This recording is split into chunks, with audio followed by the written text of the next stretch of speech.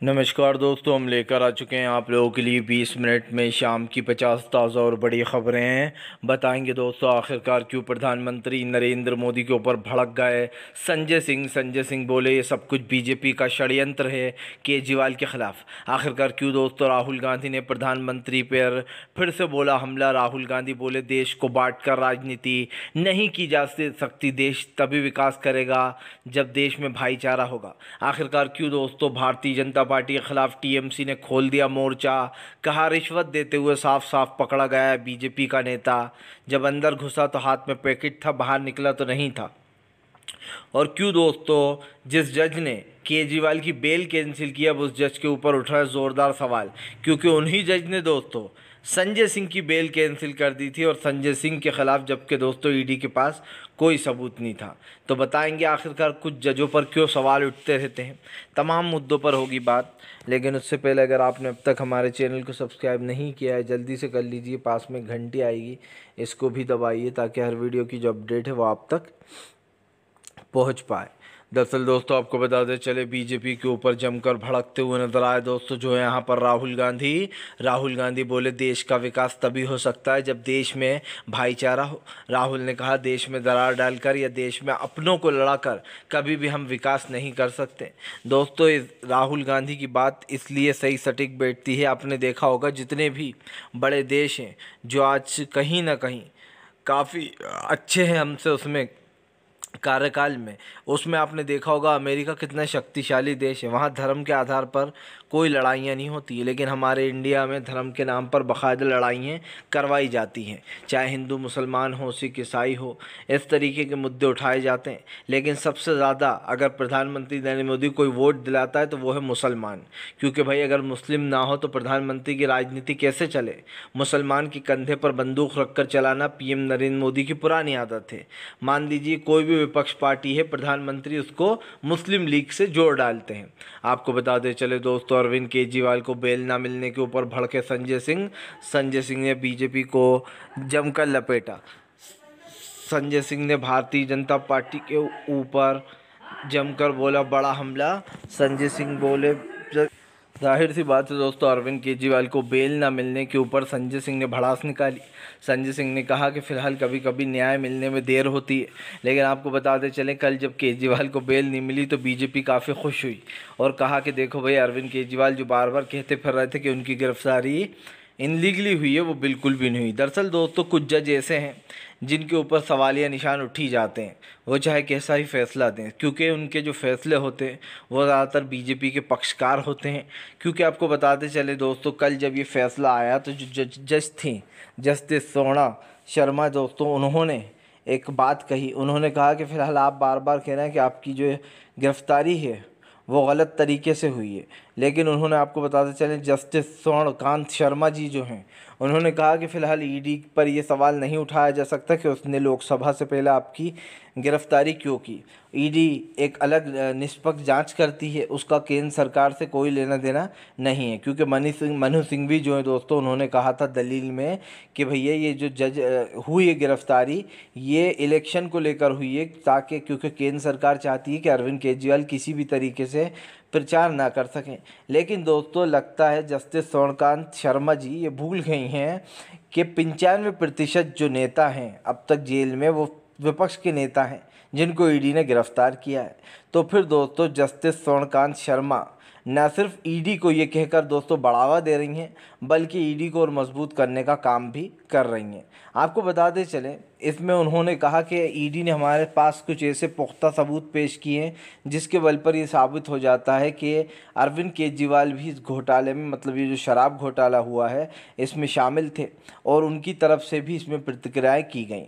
लेकिन दोस्तों जो जस्टिस स्वर्णकांत शर्मा जी हैं शायद वो भूल गई हैं कि जितने भी तमाम विपक्ष के नेता हैं उनको सिर्फ एक ही बल पर गिरफ्तार किया जाता है। मैं जस्टिस स्वर्णकांत शर्मा से पूछना चाहता हूं कि क्या बीजेपी के नेता दूध के धुले हुए हैं या फिर दोस्तों उनको कोई स्पेशल पावर दी गई हुई है जहां ईडी नहीं पहुंच पाती, सिर्फ विपक्ष के घर ही पहुंचती है। ये सब लोग देख रहे हैं दोस्तों, टीएमसी के नेता हों, कांग्रेस के हों, आरजेडी के हों या फिर तमाम विपक्ष पार्टियों के नेता हों, उन सबको दोस्तों चुनाव से पहले गिरफ्तार किया जा रहा है। जस्टिस स्वर्णकांत शर्मा की दोस्तों ये टिप्पणी बताती है कि फिर ऐसे तो चुनाव निष्पक्ष हो ही नहीं सकता है। जब तमाम विपक्ष के नेता जेल में बंद होंगे दोस्तों, तो आप समझिए मैदान में अकेले नरेंद्र मोदी होंगे। ये तो वही बात हो गई कि रेस में मैं अकेला दौड़ा और झंडा तोड़ कर कह दिया मैं जीत गया। फिलहाल आपको बता दें चले दोस्तों, फिलहाल महाराष्ट्र में बदल गया खेल। इस बार दोस्तों महाराष्ट्र में फिर से एक बार एमवीए का चलेगा जादू। भारतीय जनता पार्टी को लग रहा है महाराष्ट्र में बड़ा झटका। दरअसल आपको बता दें चले, महाराष्ट्र में 48 सीटें हैं लोकसभा की। इन 48 सीटों में से दोस्तों आपको बता दें चले 21 पर उद्धव ठाकरे चुनाव लड़ने जा रहा है, क्योंकि एमवीए की बात बनने के बाद बीजेपी को बड़ा झटका लगा है। 28 में से 21 सीटों पर उद्धव ठाकरे लड़ेंगे, 17 सीटों पर कांग्रेस चुनाव लड़ेगी और 10 सीटों पर एनसीपी लड़ेगी। आपको बता दें चले, अजीत पवार के पार्टी तोड़ने के बाद ये शरद पवार का पहला चुनाव है। ऐसे में शरद पवार को 10 सीटें दी गई हैं। हालांकि दोस्तों जब वोट मिलते हैं तो शरद पवार के नाम पर ही मिलते हैं। दोस्तों चाहे कुछ भी हो, अजीत पवार कहलाएंगे गद्दार ही, क्योंकि उन्होंने न सिर्फ अपने चाचा की पार्टी तोड़ दी, बल्कि दोस्तों उनकी पार्टी का नाम और सिंबल भी छीन डाला। यही कारण है जो चुनाव आयोग पर सवाल उठते रहे हैं। लेकिन हम बात कर रहे हैं जो है महाराष्ट्र के चुनाव की। तो दोस्तों ख़ास कर ये जो गणित बैठता है ये बताता है कि एमवीए की यहाँ पर बड़ी जीत हो रही है। आपको बताते चलें, इन 48 सीटों में से भाजपा मात्र 14 या 15 सीटों पर सिमट जाएगी। इससे ज़्यादा उसके पास नहीं आने वाली, क्योंकि जाहिर सी बात है दोस्तों वहाँ पर महाराष्ट्र में पिछली बार का जो रिकॉर्ड था वो भी हम सबको याद है। एक चीज़ साफ दिखाई दे रही है कि जनता इस वक्त दोस्तों इस सरकार को हटाने की फ़िराक में है, क्योंकि 10 साल बहुत ज़्यादा होते हैं। इस देश में मनमोहन सिंह साहब जैसा प्रधानमंत्री कभी नहीं आया दोस्तों। उन्होंने न सिर्फ देश की जीडीपी को ऊपर पहुंचा दिया था, बल्कि दोस्तों मनमोहन सिंह साहब को लोग बहुत पसंद भी करते थे। लेकिन उसके बाद भी 10 साल बाद वो चुनाव हार गए, जबकि उन्होंने दोस्तों जो काम किए हैं वो आज भी काबिल तारीफ़ हैं। आपको बता दें चले दोस्तों, फ़िलहाल भारतीय जनता पार्टी के मुंह पर दोस्तों पड़ा करारा तमाचा। केरल हाई कोर्ट ने लगाई ईडी को फटकार। आप समझिए दोस्तों, एक तरफ अरविंद केजरीवाल का केस दिल्ली हाई कोर्ट, एक तरफ दोस्तों केरल हाई कोर्ट। आपको बताते चले दोस्तों, केरल हाई कोर्ट ने वो कर दिया जो दिल्ली का हाई कोर्ट कल नहीं कर पाया केजरीवाल के केस में। आपको बताते चले, केरल के हाई कोर्ट ने ईडी को फटकार लगाई। दरअसल मामला था दोस्तों जो यहाँ पर सीपीयू के उम्मीदवार को लेकर। सीपीयू के उम्मीदवार को बार बार पेश होने के लिए ईडी बोल रही है, उनको तलब किया जा रहा है और मजबूर किया जा रहा है। इसके ऊपर केरल हाई कोर्ट ने ईडी को फटकार लगाई।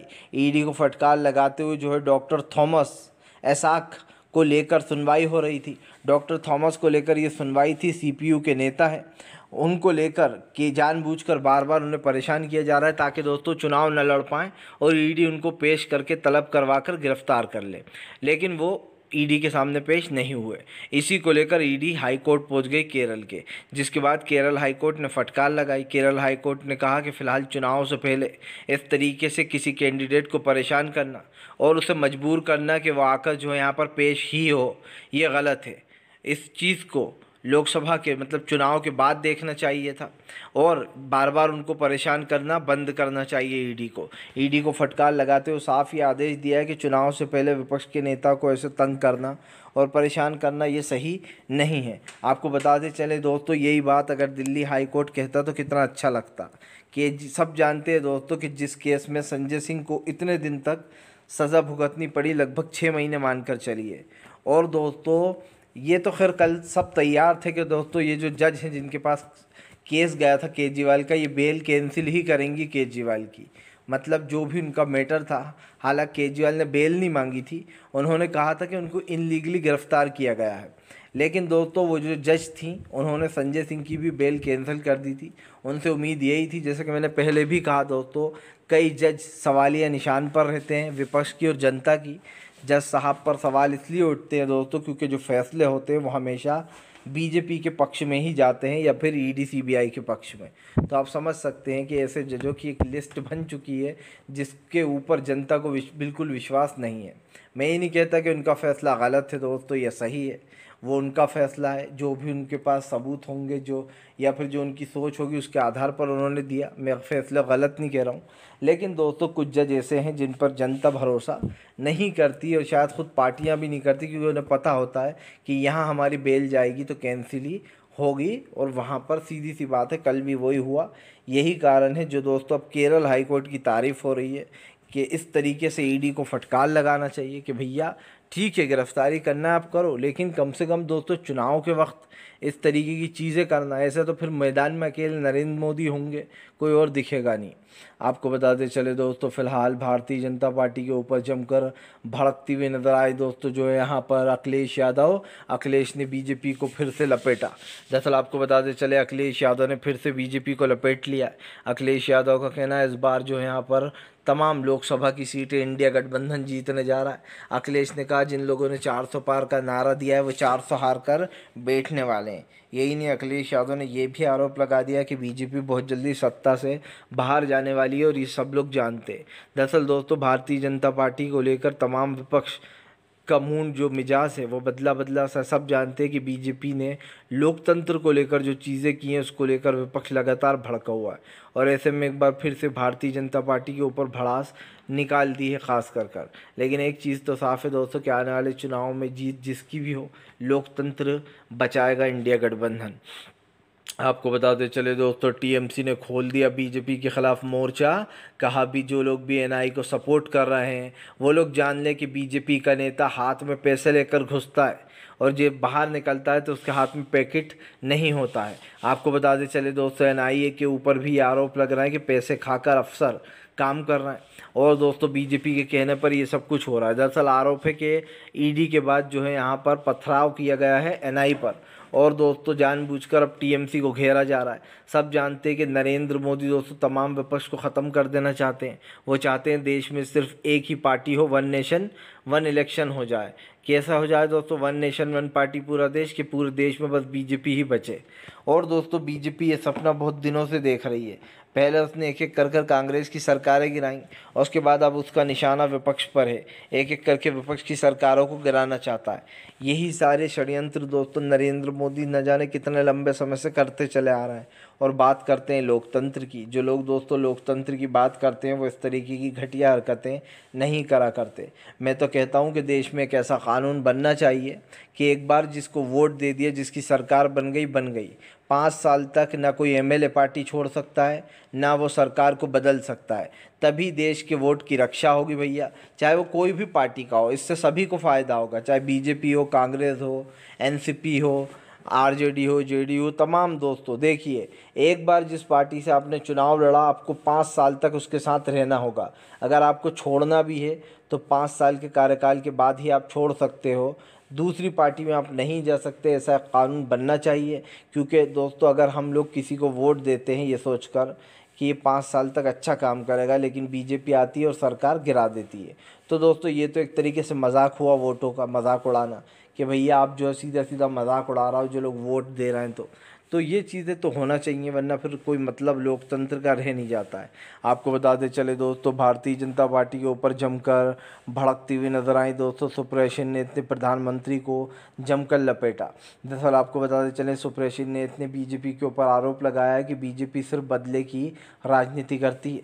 सुप्रीयो ने इतने भारतीय जनता पार्टी को घेरते हुए कहा कि फिलहाल प्रधानमंत्री जो दावे करते हैं वो पूरी तरीके से फेल हैं। उन्होंने कहा कि प्रधानमंत्री इतने अच्छी खासी उम्र के होकर झूठ बोलते हैं और दोस्तों प्रधानमंत्री की झूठ की तो जगह जगह आलोचनाएं भी होती हैं। ये तो साफ बात है कि प्रधानमंत्री दोस्तों कांग्रेस के मैनिफेस्टो को मुस्लिम लीग से जोड़ देते हैं, किसी चीज़ को किसी मुस्लिम कड़ी जोड़ देते हैं। दरअसल अब की बार प्रधानमंत्री के सारे प्लान फेल हो गए दोस्तों। प्रधानमंत्री ने कितनी सारी कोशिशें की थी, प्रधानमंत्री ने बहुत सारी कोशिशें की थी दोस्तों कि वो किसी भी तरीके से देश में फिर से हिंदू मुसलमान जैसी चीज़ें कर देंगे, लोकतंत्र दोस्तों ख़त्म करने की पूरी साजिश थी, लेकिन हो गया कुछ उल्टा। भारतीय जनता पार्टी के तमाम जो मुद्दे थे वो कहीं खो गए दोस्तों। खैर बीजेपी कोशिशें करती रहे दोस्तों, उसकी कोशिशें रंग लाएंगी या नहीं ये तो आने वाला वक्त ही बताएगा। लेकिन एक चीज़ तो साफ़ है दोस्तों कि देश का जो लोकतंत्र है वो आप और हमें ही बचाना पड़ेगा दोस्तों, क्योंकि हम अगर वोट देंगे दोस्तों तो हमारा देश सुरक्षित रहेगा। लेकिन वोट कहाँ देना है ये आपको सोचना है दोस्तों। मैं नहीं कहता कि इस पार्टी को वोट दो, उस पार्टी को दो, लेकिन ये ज़रूर कहता हूँ कि बीजेपी को वोट मत दो, क्योंकि जो हमारे देश की स्थिति आज बिगड़ी हुई है दोस्तों वो सिर्फ एक पार्टी की वजह से बिगड़ी हुई है। देश का लोकतंत्र कमज़ोर हो रहा है, सीधी सी बात है, इसको बचाना आपको और हमें ही है दोस्तों। देश की जनता का ये फ़र्ज़ बनता है कि वो इस चीज़ पर खरी उतरे। फ़िलहाल आपको बताते चलें, तमाम मुद्दों पर इंडिया गठबंधन और बीजेपी में टक्कर चल रही है। आपको बताते चले दोस्तों, नीतीश कुमार के ऊपर जमकर भड़कते हुए नजर आए तेजस्वी यादव। कहा प्रधान नीतीश कुमार एक थके हुए मुख्यमंत्री हैं जिनसे कोई काम नहीं बनता। हमने हमने जो है यहाँ पर लोगों को नौकरियाँ दी, नीतीश कुमार हमारे साथ आए तो हमने उनसे काम करवाया, वरना उनका तो कोई मन नहीं था काम करने का। दरअसल दोस्तों, नीतीश कुमार जब पार्टनरशिप में आए तेजस्वी के साथ, तो नीतीश कुमार को न सिर्फ तेजस्वी यादव ने काम करवाया दोस्तों, बल्कि एक पॉपुलैरिटी भी मिली। लेकिन कुछ महीने बाद ही नीतीश कुमार का मोह भंग हो गया और ये कह दिया कि अरे भैया, ये जो चीज़ें चल रही हैं ये तो बड़ी बुरी चल रही हैं और मेरा दिल यहाँ पर लग नहीं रहा है, मैं तो वापस बीजेपी में ही जाऊँगा। अब दोस्तों, जाहिर सी बात है, नीतीश कुमार को बीजेपी ने दी होगी खुली धमकी कि आ जाओ वरना जेल जाने की तैयारी कर लो। नीतीश कुमार डर के मारे फिर से बीजेपी में भाग गए। बात सिर्फ भागने तक होती तो दोस्तों इस बात को कहीं ना कहीं छुपाया भी जा सकता था, लेकिन बात तो दोस्तों कुछ और हो रही है।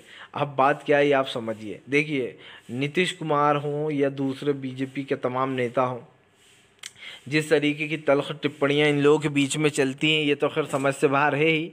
लेकिन एक चीज़ तो तय दोस्तों, कि सरकारें चाहे जो भी कर लें, इस देश की जनता को पता है कि उसको कब क्या करना है। भारतीय जनता पार्टी को लगता है कि वो जो भी कर रही है सही है, लेकिन विपक्ष के नेताओं को अपने आप पता है दोस्तों कि देश की संपत्तियों को किस तरीके से नुकसान पहुंचाया जा रहा है। और बीजेपी दोस्तों इसकी मास्टरमाइंड बनी बैठी है। तो कम से कम ये चीज़ तो सभी जानते हैं दोस्तों कि हमारे देश की बिगड़ते हालात, ये तमाम मुद्दे दोस्तों, इस पर कहीं ना कहीं भारतीय जनता पार्टी को एक बड़ा झटका लगा हुआ है। और ये आप भी जानते हैं कि सरकार की नीतियाँ पूरी तरीके से फेल हो चुकी हैं। बीजेपी चाहे कुछ भी कर ले, देश की जनता दोस्तों उसको दोबारा चुनने वाली नहीं है, क्योंकि दोस्तों वोट के बदले चोट देना बीजेपी का काम है। फिलहाल एक चीज़ साफ़ हो चुकी है कि भारतीय जनता पार्टी की उल्टी गिनती दोस्तों अब शुरू होने वाली है और बहुत जल्दी होगी। आपको बताते चले दोस्तों, फिलहाल प्रधानमंत्री नरेंद्र मोदी के ऊपर जमकर भड़की ममता बनर्जी बोली जैसे ही कोई धार्मिक वो आता है दोस्तों त्यौहार, बीजेपी बंगाल में हिंसा फैलाने लगती है और फिर उसका इल्ज़ाम लगाती है टीएमसी पर। उन्होंने कहा कि फ़िलहाल फिर से बहुत जल्दी रामनवमी आएगी और बीजेपी चॉकलेट बम से लेकर तो तमाम चीज़ें यहाँ पर फोड़वा देगी और फिर कहेगी कि देखो टीएमसी कैसे वो करती है, यहाँ पर टीएमसी ने जंगल राज बना रखा है। दरअसल ममता बनर्जी का कहना है कि जो लोग दंगे फैलवाते हैं, जो लोग हंगामे करवाते हैं, वही आरोप लगाते हैं। सीधी सी बात है दोस्तों, बीजेपी के ऊपर कई आरोप लगे हैं, इससे पहले भी लगे हैं कि भारतीय जनता पार्टी एक दंगाबाज पार्टी है दोस्तों, जो कि जगह जगह दंगे कराने का मास्टर स्ट्रोक रखती है। सीधी सी बात है, जब सत्ता में नहीं होती तब तो वो कुछ ज़्यादा ही दंगे कराती है ताकि वो सत्ता में आ जाए। ये आरोप हम नहीं लगा रहे हैं, ये आरोप दोस्तों विपक्ष लगाता है। ममता बनर्जी बार बार इस चीज़ को बोलती हैं कि ये चीज़ बार बार की जाती है। और दोस्तों अगर देखिए, सही मायनों में अगर ये चीज़ देखी जाए तो ये बात झूठी भी नहीं है, क्योंकि कई बार ये चीज़ साबित हुई है कि भारतीय जनता पार्टी किस तरीके से विपक्ष को ख़त्म करना चाहती है, विपक्ष को मिटाना चाहती है। और हमारे देश में दोस्तों आज जो देश का लोकतंत्र है उसमें एक बहुत बड़ी रड़ार लगी हुई है। इस देश का अगर लोकतंत्र बचाना है दोस्तों तो फ़िलहाल देश के तरीके से ही काम करना होगा। लेकिन मुझे एक चीज़ साफ दिखाई दे रही है कि फ़िलहाल दोस्तों विपक्ष ही है जो अब देश को बचा सकता है, क्योंकि एक चीज़ तो साफ़ हो चुकी है कि भारतीय जनता पार्टी जो है दोस्तों वो कहीं ना कहीं देश के लोकतंत्र को ख़त्म करने का काम कर रही है। और ये चीज़ आप अच्छे से जानते हैं कि फ़िलहाल पूरी तरीके से आज देश की हालत जो है वो पूरी तरीके से ख़राब हो चुकी है। तो कम से कम प्रधानमंत्री नरेंद्र मोदी हों या विपक्ष के दोस्तों दूसरे नेता, उनको जो है यहाँ पर इस चीज़ को समझना होगा। और आप भी जानते हैं कि ये मैं क्यों बोल रहा हूँ, क्योंकि कहीं ना कहीं सरकार की नीतियाँ पूरी तरीके से फेल हो चुकी हैं दोस्तों। और अब ये चीज़ साफ़ हो गई है कि फ़िलहाल देश में बड़े बदलाव की ज़रूरत है। फ़िलहाल दोस्तों ज़्यादा से ज़्यादा अगर आपको हमारा वीडियो अच्छा लगता है और आप